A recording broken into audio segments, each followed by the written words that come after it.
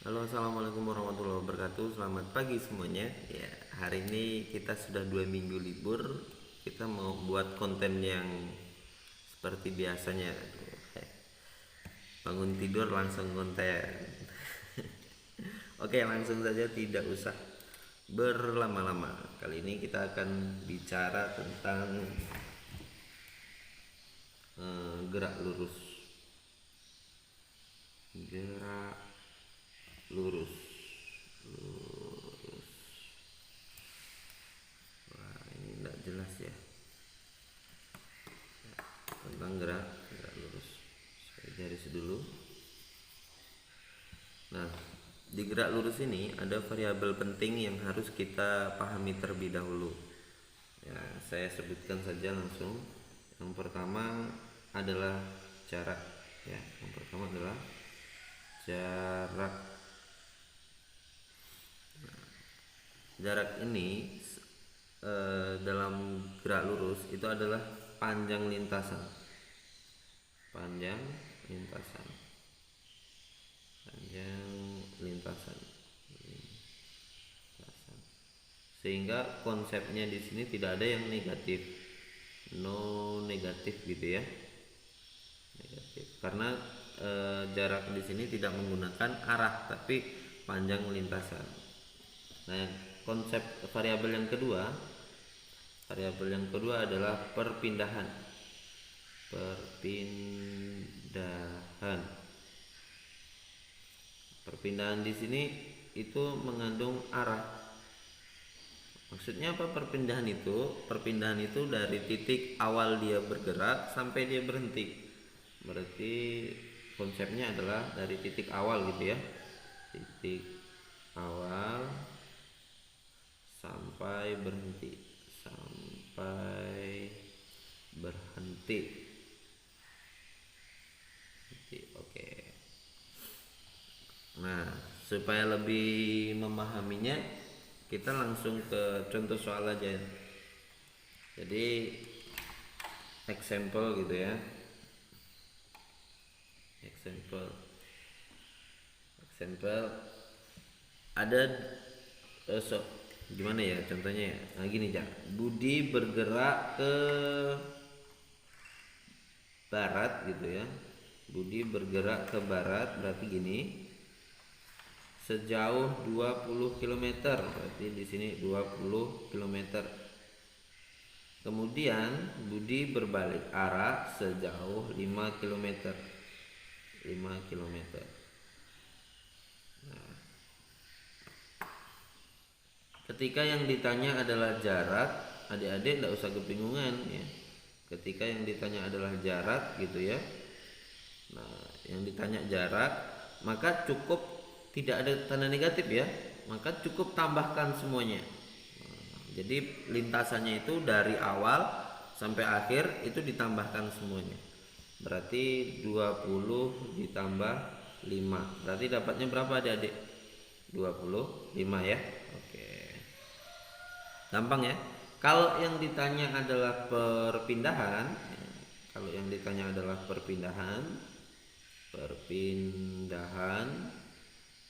maka adik-adik cukup menggunakan arah. Kita asumsikan gini. Budi bergerak ke barat 20 km, berarti ke arah kanan nih kan, ke arah kanan. Maka ini saya anggap positif ya. Kemudian Budi berbalik arah berarti ke arah kiri nih. Ke arah kiri berarti saya anggap nih negatif. Nah, gimana? Berarti untuk perpindahannya positif 20, negatif 5. Maka kita dapat 15. Jelas berbeda ya. Jadi kita mengandung unsur positif negatif untuk perpindahan dari titik awal sampai titik akhir. Maka perpindahannya itu dari sini ke sini. Oke. Maaf tulisannya jelek ya, karena 2 minggu ndak ngonten itu rasanya tangannya gimana gitu. Oke. Oke ya, kita lanjut. Apa pokok bahasannya? Yang pertama kita akan membahas satu ya. Yang pertama kita akan membahas GLB. kita akan membahas GLB. Nah, untuk adik-adik di rumah, tahu nggak GLB itu apa? Jadi GLB itu adalah gerak lurus ya, gerak lurus beraturan. Oke. Nah, di GLB ini adik-adik dia punya syarat tertentu yang harus dipenuhi bendanya. Jadi kalau bendanya bergerak ber-GLB, dia harus punya syarat. Syaratnya apa? Syaratnya adalah dia harus memiliki kecepatan konstan. Arti konstan itu tetap. Ya kalau tetap tuh tidak berubah-ubah. Jadi kalau saya buatkan grafik ya, kita mulai penjelasannya menggunakan metode grafik ya. Jadi kalau saya gunakan grafik kecepatan terhadap waktu, ini grafik kecepatan terhadap waktu. Jadi kalau ini disebut grafik itu bukan koordinat kartesius tapi kecepatan terhadap waktu. Kecepatan itu simbolnya V, waktu simbolnya T ya. Kalau jarak ini simbolnya S, perpindahan juga simbolnya S. Jadi ini grafik kecepatan terhadap waktu. Nah, kecepatan terhadap waktu karena dia konstan, maka grafiknya itu seperti ini. Grafiknya seperti itu. Kalau dia kecepatannya menurun, ya kecepatannya menurun. Ini contohnya seperti ini. Nah, kecepatannya menurun, saya pakai spidol lain, itu grafiknya turun, gini. Nah, grafiknya turun. Tapi kalau kecepatannya naik,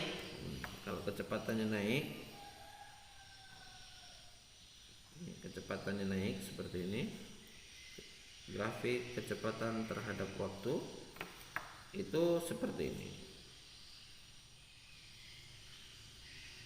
Nah, jadi di antara tiga grafik ini mana yang sesuai syarat dengan GLB? Nah, yang sesuai syarat dengan GLB ya grafik nomor 1 ya. Kenapa? Karena kecepatannya konstan. Kalau ini kecepatannya turun. Ini saya tulis di sini kecepatan turun. Ini namanya kecepatan naik. Nah, kalau gitu saya gambarkan di sini aja ya, gambarkan ini, tidak usah. Nah, konsepnya ternyata untuk mencari sebuah jarak gitu ya, mencari jarak itu sama dengan luas daerah di bawah kurva, di bawah kurva. Oke. Jadi kalau grafiknya yang benar ini ya, yang benar nomor 1 ini, maka untuk mencarinya itu di bawah kurva, berarti yang ini. Nah, yang saya asir ini. Yang diasir ini. Nah. Kira-kira adik-adik ini bentuknya luas apa ini? Ya, luas persegi ya. Berarti kalau seperti itu luas persegi, maka jarak simbolnya S gitu ya, sama dengan luas persegi. Nah, luas persegi. Nah, gimana caranya? Ternyata S sama dengan luas persegi itu panjang kali lebar. Ya, panjang kali lebar. Nah, sekarang kita lihat pada kasus ini yang saya asir ini, yang disebut panjang siapa? Yang disebut panjang kan yang ini ya. Oh, ternyata yang ini milik variabel T. Maka S itu sama dengan T. Oh, ini lebar kan ya? Ini lebar, ini disebut lebar, maka ini milik variabel kecepatan. Maka di sini V. Maka di SD biasanya rumus ini terkenal dengan S sama dengan V kali T. Atau adik-adik juga bisa menggunakan rumus segitiganya. Rumus segitiganya tuh seperti ini. segitiganya. Di sini S, di sini V, di sini T. Jadi kalau yang ditanya adalah S gitu ya, jarak, tentukan jarak, maka rumusnya V dikali T. Tapi kalau yang ditanya kecepatan, rumusnya S per T. Jadi ini rumus segitiga ini adalah rumus mempermudah. Nah, penjelasannya cukup sampai di sini. Kita lanjut ke soal. Oke, kita langsung saja ke soalnya. Soal yang pertama adalah kita menentukan jarak dan perpindahan. Oke, jadi ada soal seperti ini. Budi bergerak ke barat. Saya buat garis dulu ya biar rame. Sejauh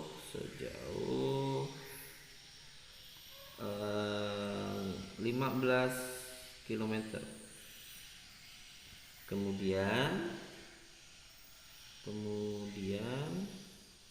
berbelok ke selatan,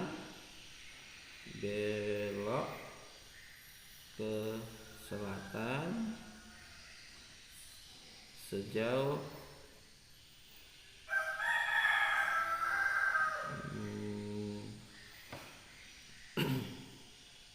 5 km. Selanjutnya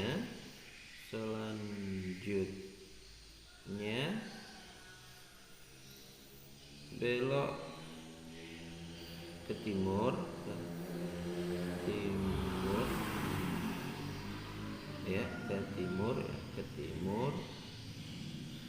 sejauh 3 km. Maka tentukan besar A jarak, B perpindahan.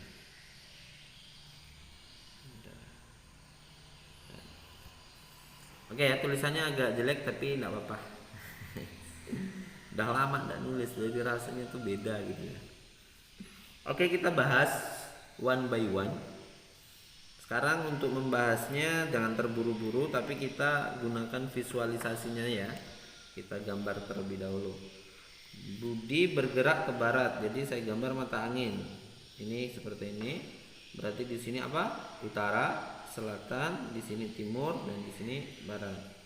Jadi kalau Budi bergerak ke barat, berarti mata anginnya ke sana ya. Berarti saya gambarkan Budi bergerak ke barat sejauh 15 km. Berarti di sini 15 km gitu ya. Kemudian belok ke selatan, berarti mata anginnya ke bawah ini kan. Berarti di sini nih. Ke selatan sejauh 5 km. Berarti di sini 5 km. Oke. Selanjutnya belok ke timur, berarti mata anginnya ke sini. Belok ke timur sejauh 3 km. Sekarang semua informasi sudah kita gambar ya. Sekarang kita lihat jarak. Di pembelajaran yang tadi, yang dimaksud jarak itu apa? Panjang lintasan dari awal sampai akhir. Berarti kita jumlahin. Berarti kalau yang ditanya jarak, saya tulis di sini A gitu ya. Jarak itu sama dengan panjang lintasan kan? Berarti 15 ditambah 5 ditambah 3 sama dengan 23 km. Jadi ya ditambahin semua, tidak ada yang dikurangin karena sifat jarak itu apa tadi? Positif ya. Nah, yang kedua adalah perpindahan.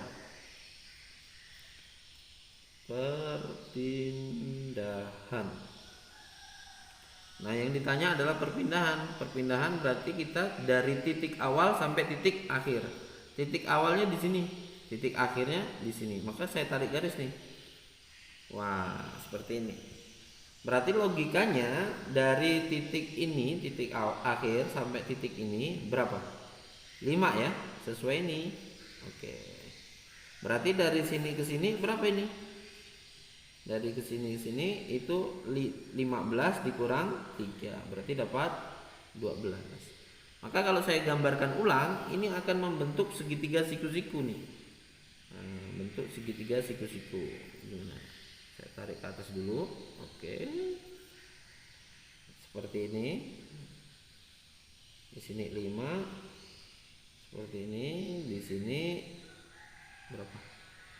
12 ya. 12. Nah, maka ini X gitu. Maka kita kalau udah membentuk siku-siku ini, kita gunakan Pitagoras. Berarti untuk mencari X gitu ya, sama dengan akar 5 kuadrat yang ini nih, ditambah 12 kuadrat yang ini, sama dengan akar 25 ditambah 144, itu sama dengan akar 169. 169 itu sama dengan 13. Maka jawaban X nya 13. Nah, paham ya sampai sini ya? Oke. Kalau udah paham, kita lanjut ke soal kedua ya. Soal kedua ini tentang grafiknya. Perlu adik-adik ingat bahwa konsep pada grafik itu adalah luas daerah di bawah kurva itu sama dengan jarak. Oke. Coba kita lihat di sini. Perhatikan grafik di bawah.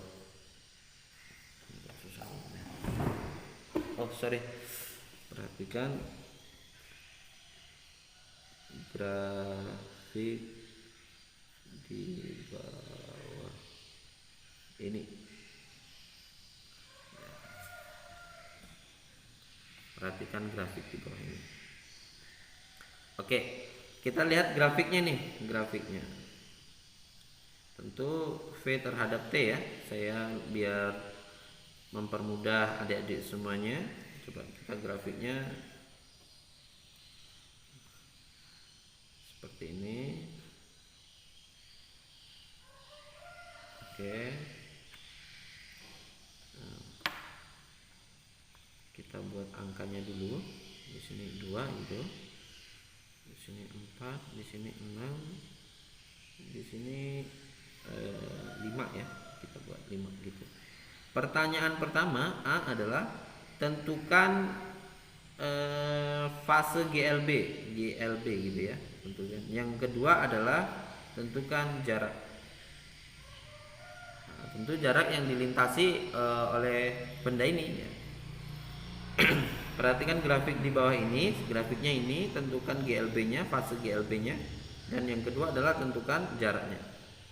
Oke, yang pertama kita lihat dulu. Saya sebut fase awal ya, dari 0 sampai 2 gitu ya. Dari 0 sampai 2 sekon. Ini kan sekon ya, karena waktunya itu dalam sekon, kecepatan dalam meter per sekon.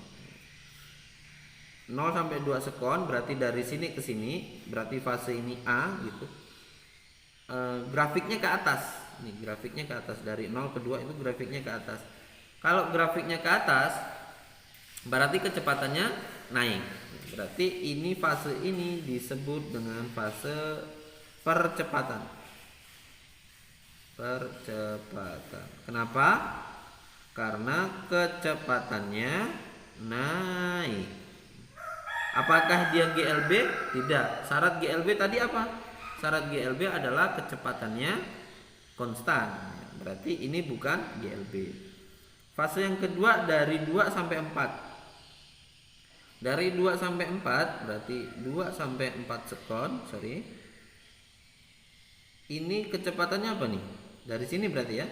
Kecepatannya konstan, 5 terus kan? Maka di sini disebut fase GLB. Kenapa? Karena kecepatannya konstan. Berarti sudah terjawab ya, yang kalau yang ditanya GLB ya jawabannya adalah fase dari 2 sekon sampai 4 sekon. Kemudian fase yang terakhir juga kita bahas. dari 4 sekon ke 6 sekon. Berarti ini fase B ya, ini fase C gitu. Dari sini ke sini nih, dari sini ke sini berarti 4 ke 6 sekon. Itu kalau dilihat dari grafiknya dia namanya perlambatan.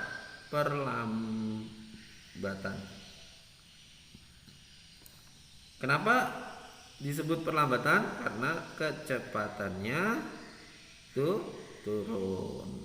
Oke. Kan jawabannya adalah ya ini 2 sampai 4 sekon. Kemudian yang ditanya adalah jarak. Yang ini berarti yang A sudah terjawab ya. Yang A ini jawabannya yang ini.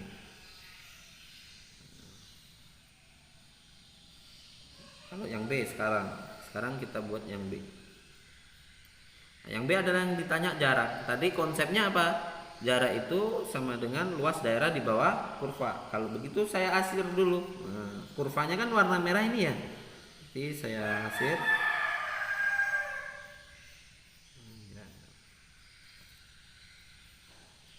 Saya asir, maka jarak ya.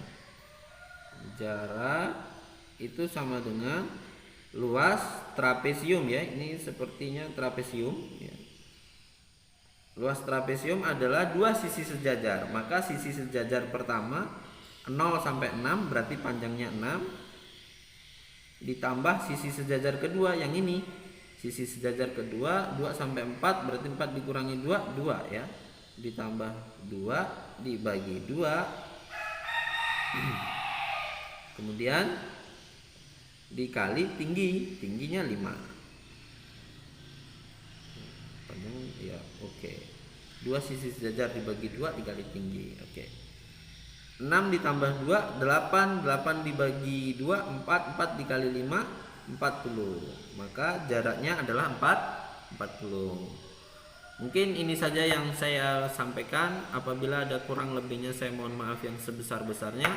Silakan tanyakan jika ada kebingungan di WA, di IG, semuanya nanti insya Allah saya tanggapin. Nanti saya buat deskripsinya juga ada nomor WA saya dan nomor IG saya. Semoga video ini bermanfaat. Dari saya cukup sekian. Saya akhiri. Assalamualaikum warahmatullahi wabarakatuh. Dadah.